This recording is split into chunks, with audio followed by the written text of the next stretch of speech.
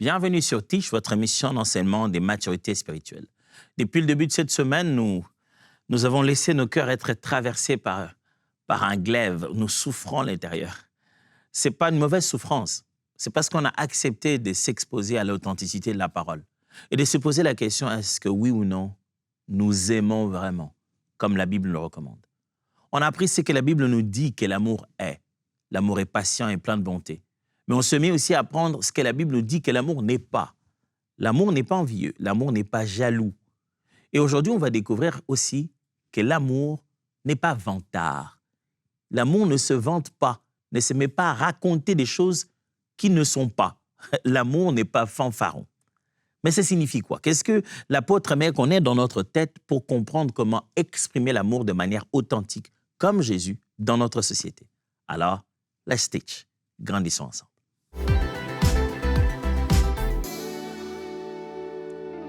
Lorsque la Bible dit « l'amour ne se vante pas », le mot grec qui est là pour se vanter ou ne pas se vanter, c'est « ou perpereutei ». J'ai tenté de lire. Ça veut dire « l'amour n'est pas, ne fait pas de parade ». L'amour ne parade pas. Il ne fait pas des parades inutiles. Il n'est pas là en train de tenter d'impressionner les gens en se vantant. Frère, si vous aimez vraiment, vous aimez les gens de votre communauté, votre famille, votre femme, vos enfants.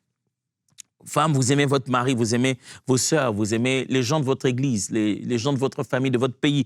Vous aimez quelqu'un que vous venez de rencontrer sans savoir d'où il vient. Si vous avez l'amour de Dieu, l'amour qu'il y a en Dieu, quand vous êtes devant quelqu'un, vous ne pouvez pas vous vanter. Vous ne devriez pas vous vanter. L'amour vous empêche d'être vantard. Celui qui se vante n'aime personne d'autre que lui-même. Se vanter, c'est une façon de montrer combien on a de l'amour que pour soi. On n'a pas de l'amour à donner. On a de l'amour qui ne revient que sur nous-mêmes. L'amour n'est pas vantard. L'amour ne se vante pas. L'amour n'est pas fanfaron. Il n'invente pas des choses à raconter pour donner une belle image de soi-même. Ça signifie quoi en pratique? 1. L'amour sert sans parade. L'idée de servir sans faire de grandes démonstrations. L'amour biblique est là au service des autres, se préoccupe, donne le maximum sans pouvoir sonner des trompettes. Fanfaronner, c'est sonner tout le temps de la trompette derrière chacun de ses actes. Matthieu chapitre 6, versets 1 à 4. Gardez-vous de pratiquer votre justice devant les hommes, pour en être vus. Autrement, vous n'aurez point de récompense auprès de votre Père qui est dans les cieux. Lors donc que tu fais l'aumône, ne sonne pas de la trompette devant toi, comme font les hypocrites dans les synagogues et dans les rues, afin d'être glorifiés par les hommes. Je vous l'ai dit, en vérité, ils reçoivent la récompense. Mais quand tu fais l'aumône, que ta main gauche ne sache pas ce que fait ta main droite, afin que ton aumône se fasse en secret. Et ton Père, qui voit dans le secret, te le rendra. Vous voyez, ça c'est le profil que Jésus aimerait que nous, les disciples, nous puissions avoir. Tu as un geste à poser, n'amène pas les trompettes, n'amène pas des fanfarons, n'amène pas des fanfares plutôt, devrais-je dire. Ne sois pas vantard. N'essaie pas de te vanter pour le moindre d'actes que tu poses pour les autres. 1 Corinthiens 13, 4.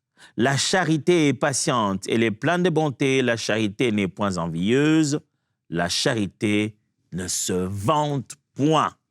Elle ne s'enfle point d'orgueil, on va voir plus tard. Je veux que vous puissiez retenir cette phrase.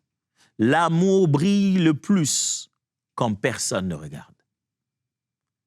Oui, ce petit contraste est très beau à entendre. L'amour brille plus. L'amour brille le plus lorsqu'il n'y a personne pour regarder. C'est un peu la leçon que Jésus est en train de donner ici aux disciples qui l'écoutent. Il dit, n'essayez pas de faire vos actions de bonté pour être vus des hommes. Sachez que votre Père, il voit dans les secrets. La récompense de ceux qui veulent être vus, ils l'ont déjà eue. Mais ceux qui le font pour Dieu, sans nécessairement chercher le regard des hommes, Dieu a prévu une récompense pour eux. C'est plutôt quand personne ne regarde, quand tu n'auras pas les meilleurs des spectateurs, que l'amour brille authentiquement. On sait alors, tu l'as fait au nom de qui que ce soit, au nom de personne d'autre, au nom d'aucune visibilité. Tu l'as fait à la gloire de Dieu. Ah, nous sommes dans une période où la visibilité, la visibilité. Des fois, les gens se font prendre de photos pour donner l'impression qu'ils ne savaient pas qu'on leur a pris en photo. En quête de visibilité. Et qu'est-ce qu'il est en train de faire? Il pose un geste. Pour qu'on se souvienne qu'il a posé un bon geste. Oh, je ne suis pas en train de dire que tous ceux qui se font attraper en train de poser un bon geste l'ont voulu. Non. Des fois, on va loin de tout regard, mais ça n'empêche pas que quelqu'un ait vu et ait voulu peut-être immortaliser ou se souvenir de ce bon geste. Mais si tu aimes, ce ne sont pas les projecteurs qui sont ton objectif. L'amour n'est pas vantard. Ce que Paul veut mettre dans notre tête, il veut dire que l'amour ne doit servir sans faire des parades, sans faire de grosses démonstrations pour que tout le monde soit, l'attention de tout le monde soit attirée. Deuxièmement, l'amour n'est pas vantard, l'amour n'est pas fanfaron. Ça veut dire l'amour laisse Dieu raconter l'histoire. Quand tu aimes, si dans ton cœur tu as l'amour authentique de Jésus, c'est que tu laisses Dieu raconter l'histoire. Ah, mes amis, je vous assure, vous ne raconterez jamais l'histoire de votre vie comme Dieu. Regardez la Bible. Je vous assure, vous aurez demandé à Abraham de raconter son histoire. Il n'allait peut-être pas la raconter comme ça. Demandez à Moïse de raconter son histoire, il n'allait pas la raconter comme ça. Quand c'est Dieu qui raconte votre histoire, il l'immortalise dans le temps. C'est une si belle histoire que ça devient une référence pour tous. Si vous aimez authentiquement comme Jésus, vous avez décidé dans votre tête que c'est Dieu qui raconte le mieux l'histoire, pas moi. Je n'ai pas besoin de dire « Ah, tu sais, moi, j'ai déjà été ici, j'ai déjà été là-bas, les genres de choses que j'ai fait, ne me prends pas pour n'importe qui, je suis quelqu'un. » Non, tu ne peux pas raconter toute l'histoire et en train de tout le temps te peindre comme un héros glorieux. Dieu raconte mieux l'histoire de nos vies que nous-mêmes. 2 Corinthiens, chapitre 10, versets 17 à 18. 2 Corinthiens 10, 17 à 18. La Bible dit que celui qui se glorifie dans le Seigneur. Car ce n'est pas celui qui se recommande lui-même qui est approuvé. C'est celui que le Seigneur recommande. Dis ceci, si vous avez des sujets à vous dire « moi je suis fier », des objets de fierté, ça devait être le fait d'être enfant de Dieu, d'être en Christ. Parce que ce n'est pas vous recommandant vous-même en battant votre poitrine, en faisant des éloges de vous-même que vous êtes vraiment approuvé. Mais c'est quand le Seigneur, lui, vous recommande. Quand Dieu fait des éloges de vous, c'est là que vous êtes approuvé. Regardez que Jésus est venu sur la terre, le Fils de Dieu, il aurait pu juste commencer à dire à tout le monde, pour qui tu me prends? Tu sais qui je suis le Fils de Dieu. Même à la femme, il dit, ah, si tu savais à qui tu parles. Vous savez par contre ce qui s'est passé? La Bible dit, une voix s'est fit entendre dans les cieux et dit, celui-ci est mon fils. C'est comme ça qu'il a commencé son ministère. En qui j'ai mis toute mon affection. Quelqu'un d'autre a parlé de lui. Justement, Proverbe 27, verset 2 dit, qu'un autre te loue, Proverbe 27, 2, qu'un autre te loue et non ta bouche, un étranger et non tes lèvres. Quelle sagesse. Dit, ce n'est pas à toi de te mettre à te louer toi-même, à faire des éloges de toi-même. La sagesse demande à ce que si quelqu'un doit te faire des éloges, que ce soit quelqu'un d'autre que toi-même, et non pas ta propre bouche. Mes amis, quelqu'un qui aime authentiquement ne fait pas sa propre promotion. Il n'est pas là en train de promouvoir tous ses bienfaits et ses capacités à tout le monde. Retenez bien cette phrase. C'est que Dieu dit de moi vaut plus que ce que je dis de moi-même. Ce que Dieu dit de moi vaut plus que tout ce que je dis de moi-même. Quand Dieu parle, il te donne de la valeur. Il te valorise, il te crédibilise. Quand Dieu agit en ta faveur, il te crédibilise plus que tes présentations PowerPoint, plus que ta façon de raconter des choses.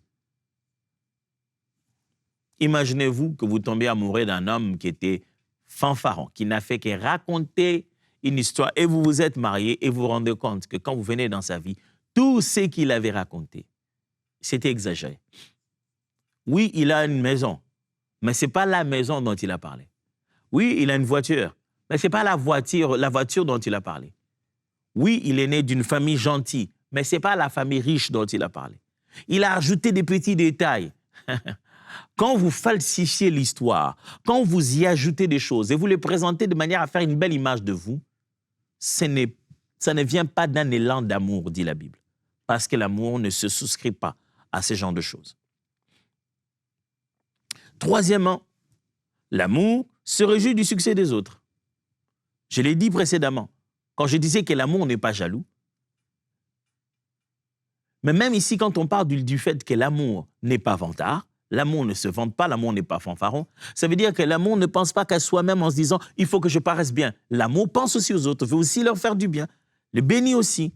Romains 12, 10 dit « Par amour fraternel, soyez pleins d'affection les uns pour les autres, par honneur, usez des prévénences réciproques. » Philippiens 2, 3 dit « Ne faites rien par esprit de parti ou par vaine gloire, mais que l'humilité vous fasse regarder les autres comme étant au-dessus de vous-même. » Retenez cette phrase. « Je n'ai pas besoin de paraître si je peux le faire, si je peux te faire grandir. » Je n'ai pas besoin de paraître si je peux te faire grandir.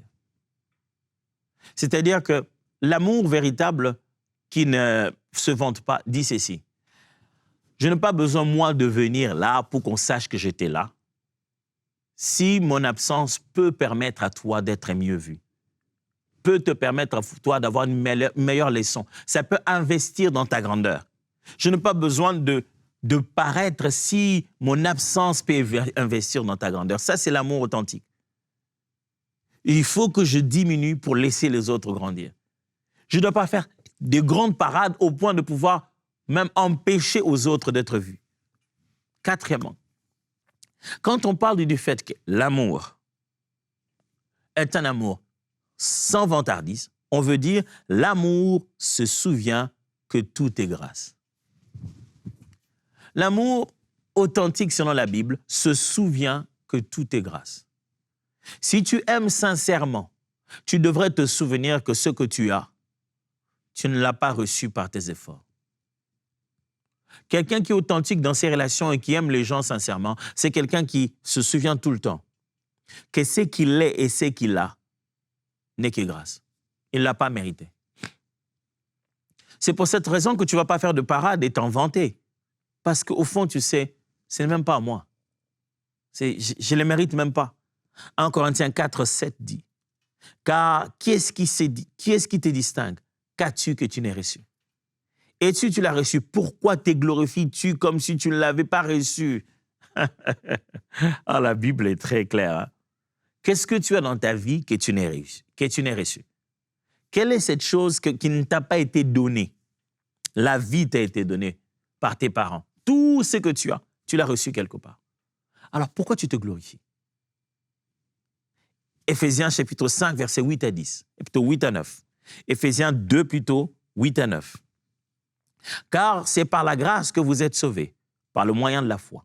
Et cela ne vient pas de vous, c'est le don de Dieu. Ce n'est point par les œuvres, afin que personne ne se glorifie. » Vous voyez comment Paul est en train de démontrer que dans sa démarche même du salut, Dieu a tout fourni comme effort pour nous éviter d'aller nous glorifier de ça. Et de fanfaronner, et de commencer à se dire, si je suis sauvé, c'est parce que, voilà, j'ai fait 21 jours de jeûne. Hein. Retenez bien cette phrase. La grâce est l'anti-fanfaron. Quand tu reconnais la grâce de Dieu, tu tues le fanfaronisme à l'intérieur de toi. Tu tues le vantardisme.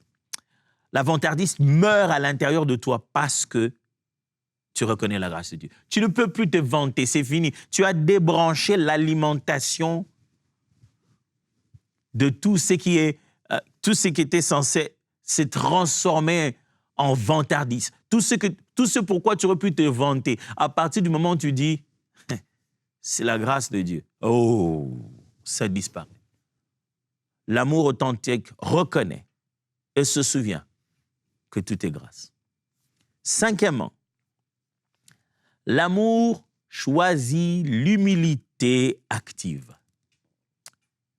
Quand Paul est en train de nous dire que l'amour ne se vante pas, il est en train de dire que l'amour choisit d'être activement humble. Pas penser humblement, mais agir, en avoir l'attitude et les actions.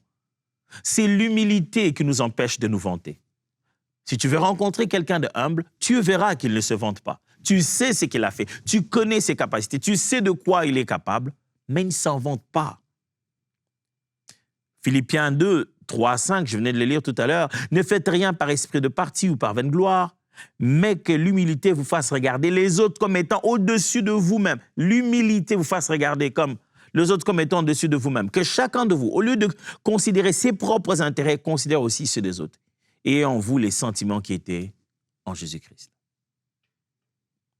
Jacques 4, 6 dit, « Il accorde au contraire une grâce plus excellente. C'est pourquoi l'Écriture dit, « Dieu résiste aux orgueilleux, mais fait grâce aux humbles. » Mes amis, Dieu fait grâce aux humbles. Si tu mets l'humilité dans ton cœur et dans tes actions, tu vis la grâce de Dieu. 1 Pierre 5, 5 à 6. « De même, vous qui êtes jeunes, soyez soumis aux anciens. Et vous tous, dans vos rapports mutuels, revêtez-vous d'humilité, car Dieu résiste aux orgueilleux, mais il fait grâce aux humbles. Humiliez-vous donc sous la main puissante de Dieu, sous la puissante main de Dieu, afin qu'il vous élève au temps favorable. Humiliez-vous sous la main puissante de Dieu, afin qu'il vous élève au temps favorable. La Bible montre combien de fois l'orgueil n'est pas la meilleure façon de faire, que l'humilité est importante. Cette phrase, vous devez vous en rappeler. Plus je descends, plus sa grâce m'élève. C'est comme ça que quelqu'un qui a l'amour dans son cœur réfléchit.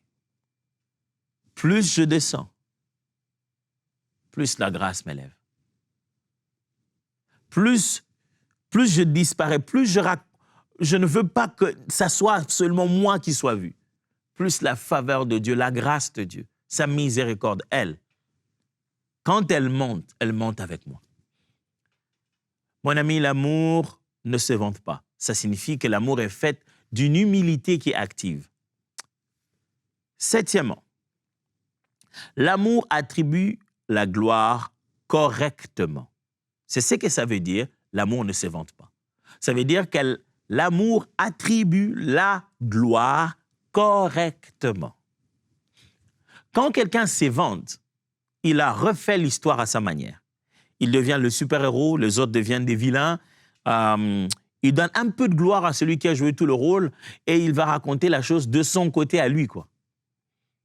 Il va dire ce que lui, il a fait de précieux. Il raconte un but qu'on a marqué que lui n'a pas marqué. Mais il raconte ça comme si tout dépendait de lui, de la fois où il a touché le ballon en passant. Il raconte un film basé sur lui, pendant que ce n'est pas lui qui a fait les actions principales. Parce qu'il ne sait pas attribuer correctement la gloire à qui il doit l'attribuer. Colossiens 3, 17. « Et quoi que vous fassiez en parole ou en œuvre, faites tout au nom du Seigneur Jésus, en rendant par lui des actions de grâce à Dieu, le Père. » En parole ou en œuvre, rends de grâce, rends de louange à Dieu. Mon ami, si tu veux aimer authentiquement et ne pas être vantard, rends gloire à qui mérite la gloire. À Dieu quand c'est à Dieu. Reconnais les œuvres des autres. Quand ce n'est pas toi qui l'as fait, reconnais que ce n'est pas toi qui l'as fait. Matthieu 5, 16. Que votre lumière luise ainsi devant les hommes afin qu'ils voient vos bonnes œuvres et qu'ils glorifient votre Père qui est dans les cieux. Les bonnes œuvres des uns et des autres sont censées être une raison pour nous de glorifier Dieu. Alors rendez gloire à qui vous devez rendre gloire. À Dieu parce qu'il a inspiré un être humain. Reconnaissez les mérites de quelqu'un. Mais si vous voulez aimer sans être vantard, distribuez très bien, je vais dire, la gloire de chaque rôle. Ah ouais, ma femme, ouais, mais sans moi, qu'est-ce qu'elle aurait pu faire? On parle de ta femme d'abord. Pourquoi tu veux te vanter du fait que c'est toi le mari le plus sage qui lui a donné cette idée?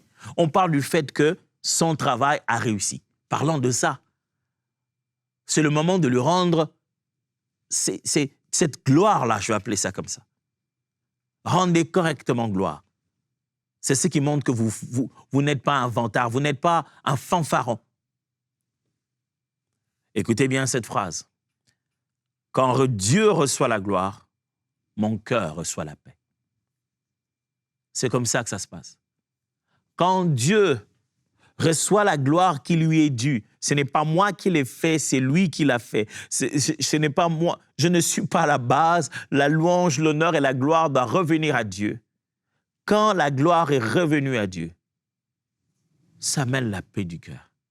Demandez à tout serviteur et servante de Dieu qui connaît le poids de porter un message divin et de marcher de foi sur des pagnes et des rameaux, juste parce qu'on est messager de quelque chose qui appartient à Dieu.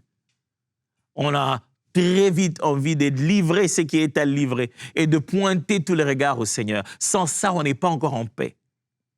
Un véritable messager, quand il a fini de le faire, la paix revient dans son cœur parce qu'il a rendu gloire à qui devait recevoir la gloire. Frères et sœurs, ma prière, c'est que nous apprenions à aimer authentiquement. Et celui qui aime authentiquement ne se vante pas. Et pourquoi toi tu te vantes? Pourquoi derrière chaque causerie, on doit savoir de quoi tu es capable, qu'est-ce que tu fais, comment tu le fais, combien important tu es, les grandes études que tu as fait, avec quelle personne tu as été. Tu parles des gens qui ne parleraient pas de toi comme ça. Tu parles comme si vous étiez des meilleurs amis du monde, que vous mangez le pain ensemble. Ce sont des relations très profondes que tu mènes avec eux. Et s'ils étaient là, ils ne reconnaîtraient même pas de quoi tu parles.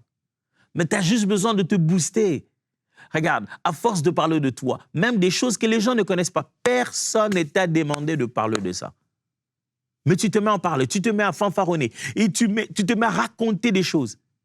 Ça montre que tu es malade à l'intérieur de toi. Ça signifie que tes relations avec les autres ne sont pas faites d'un amour authentique. Tu ne les aimes pas vraiment. Tu aimes leur présence, tu aimes être quelqu'un pour eux, mais tu ne les aimes pas. Ça veut dire qu'il y a quelque chose dans ton amour qui est biaisé, parce que l'amour ne se vante pas. Si tu sais que ces personnes t'aiment et toi aussi tu les aimes, à partir de ce moment, vous êtes dans une relation sécurisée, où tu n'as pas besoin d'être quelqu'un d'autre que toi-même pour être aimé.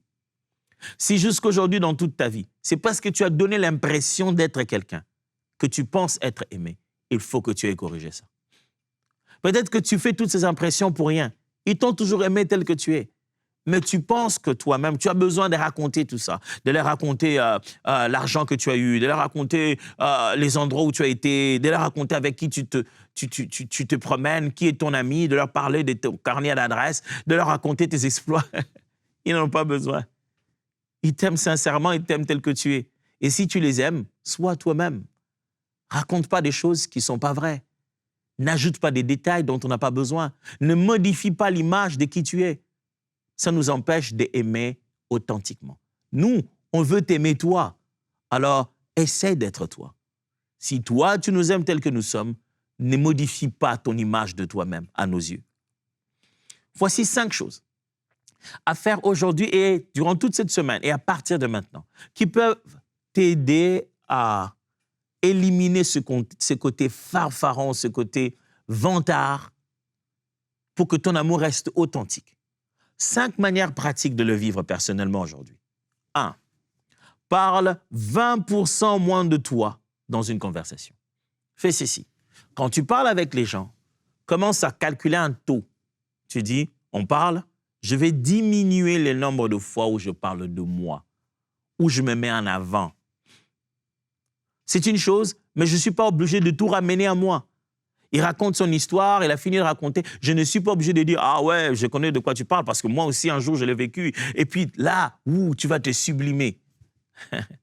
Prends une décision. Je commence à réduire déjà des 20%. Intervenir en mettant le regard sur moi.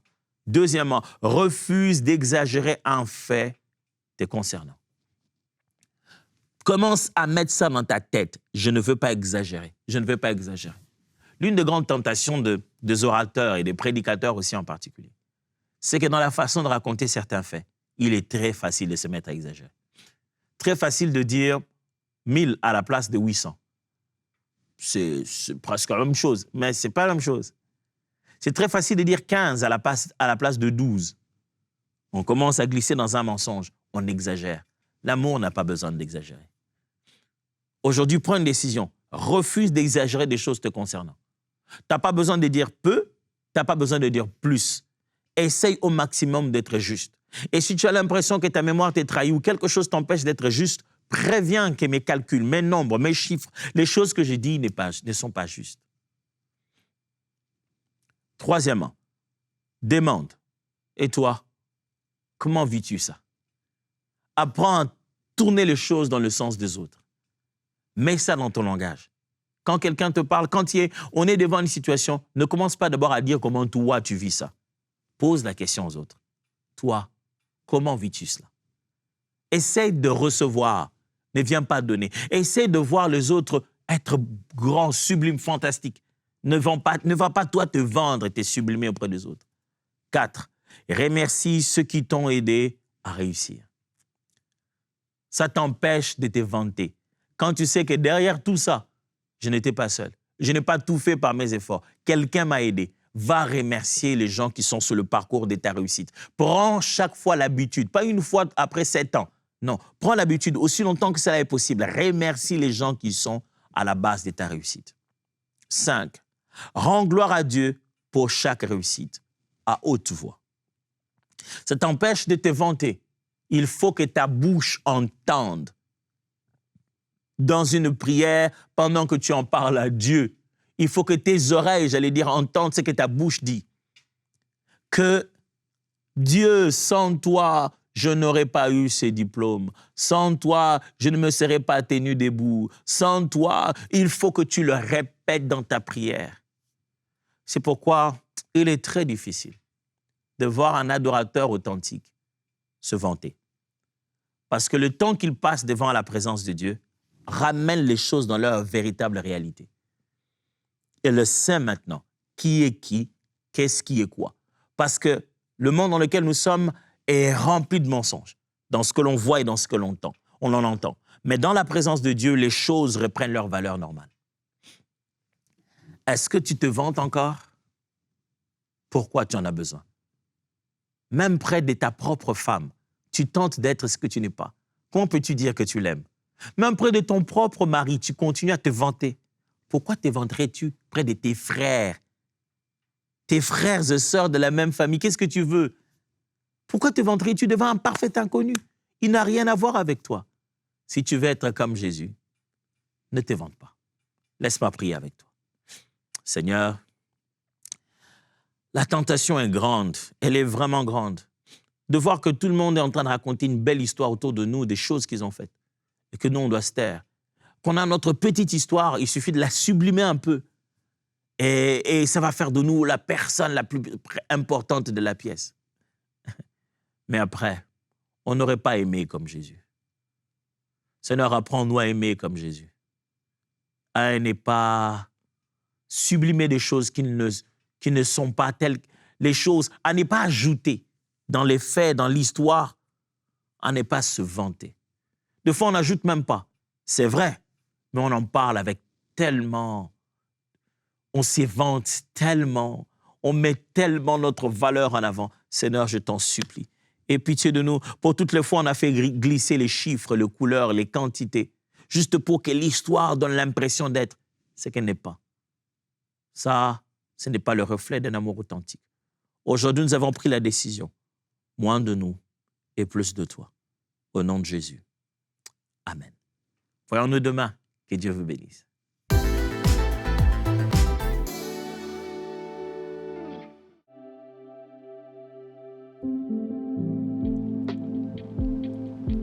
Bonjour, je m'appelle Paul et je témoigne de comment Dieu m'a guéri au travers de prières inspirées. Alors, depuis l'année 2008, on m'a décelé une hypertension chronique, vu que je vivais avec depuis toutes ces années. Le seul moment de ma vie où, même avec les médicaments, ma tension a été normale, donc à 12, voire même à 11 des fois, c'était lors de ma grossesse en 2018. Et cette grossesse, comme je l'ai témoigné précédemment, cette grossesse, c'est vraiment un don de Dieu. Donc, c'est une bénédiction de l'Éternel qui ne pouvait être suivie d'aucun chagrin. Mais après mon accouchement, il fallait que je voie les médecins pour être suivie. Et quand j'allais voir les médecins, on me disait « Ah, la tension est à 15, la tension est à 16 ». Et j'étais revenue en fait dans ce que je vivais avant. Et le 7 mai dernier, le médecin qui me dit « Ah, la tension est à 17, il faut qu'on change encore de médicaments ». Et en sortant de là, je me suis dit « J'en ai plus qu'assez, c'est fini. je n'en peux plus. Et je me suis souvenue du témoignage qu'Aurélie a lu au sujet de la prière contre 50 maladies, de prière inspirée. Et je me suis lancée, j'ai fait les 5 jours de prière avec le prophète Jérémie. Et même au bout du 2e jour, j'ai laissé les médicaments. Au 3e jour, j'ai tout arrêté. 2 semaines plus tard, j'avais ma tension normale. 1 mois plus tard, hier, j'ai pris ma tension. Elle était normale. Alors la gloire à Dieu pour cela. Et que Dieu bénisse toute l'équipe de EMCI pour toutes ces émissions qui nous bénissent. Amen. Gloire à Dieu. On ne peut que bénir le Seigneur lorsqu'on entend des témoignages pareils. Et je veux aussi prendre le temps de vous dire merci à vous, chers partenaires, parce que s'il y a des vies comme ça qui sont radicalement changées, c'est parce que vous êtes aussi là, présents avec nous, vous nous soutenez jour après jour. Et vraiment, du fond du cœur, on veut vous dire un grand merci. Et je prends le temps de vous bénir aujourd'hui et déclarer que les grâces de Dieu, les faveurs de Dieu se déposent dans votre vie, que le Seigneur vous fasse du bien, que les portes qui jusqu'ici étaient fermées s'ouvrent devant vous, que le Seigneur vous fasse entrer dans de nouvelles saisons et de nouvelles dimensions. Oui, je parle à toi, cher partenaire, que le Seigneur te bénisse abondamment, toi et toute ta famille. Et on se dit à très bientôt. Un grand merci à tous nos partenaires qui donnent pour voir des vies transformées partout dans la francophonie.